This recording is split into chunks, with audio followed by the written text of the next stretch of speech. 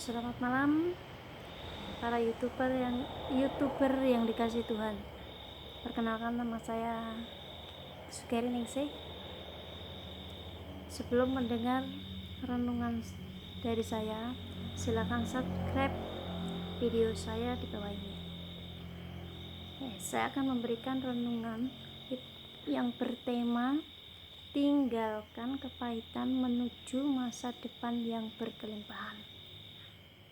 Oke, saya undang saudara untuk membuka Alkitab kita ya, di Yeremia 29 ayat 11. Demikianlah firman Tuhan, sebab aku ini mengetahui rancangan-rancangan apa yang ada padaku mengenai kamu. Demikianlah firman Tuhan, yaitu rancangan damai sejahtera dan bukan rancangan kecelakaan, untuk memberikan kepadamu hari depan yang penuh dengan harapan. Amin.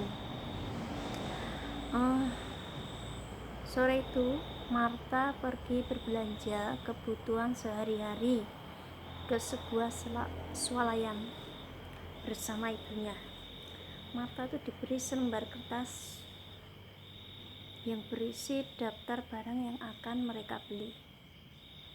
Ia bertugas untuk mengambilkan barang-barang tersebut dan memasukkannya ke dalam keranjang. Marta melihat tulisan apel dalam daftar itu. Maka ia pun mendorong keranjang belanjaan ke bagian sayur dan buah-buahan. Dengan sigap itu Marta memilih-milih apel yang mana yang bagus, mana yang enggak. Setelah mendapatkan semua daftar belanjaannya, Marta dan ibunya pun pulang ke rumah. Marta mengupas apel yang dibelinya tadi ya di swalayan. Alangkah terkejutnya ia karena apel yang nampak cantik, bersih dan indah dari luar ternyata banyak sekali ulet-ulet yang menggerogoti di dalamnya. Berapa banyak dari kita yang mungkin tanpa kita sadari hidup kita itu seperti apel tadi. Dari luar kita nampak baik-baik saja, seolah-olah hidup kita penuh dengan kebahagiaan. Tidak jarang kita melihat berita yang bahwa ada selebriti atau orang yang kita kenal yang dari luar hidupnya itu terlihat tak punya masalah yang berarti, namun tiba-tiba saja mereka memutuskan untuk mengakhiri hidupnya. Di balik hidup yang kelihatan sukses dan bahagia, ternyata diam-diam itu ada ulet-ulet yang menggerogoti dari dalam. Ada luka batin yang tak pernah diobati ya, bahkan terus dipelihara, sehingga hidup mereka hancur, bahkan binasa karenanya.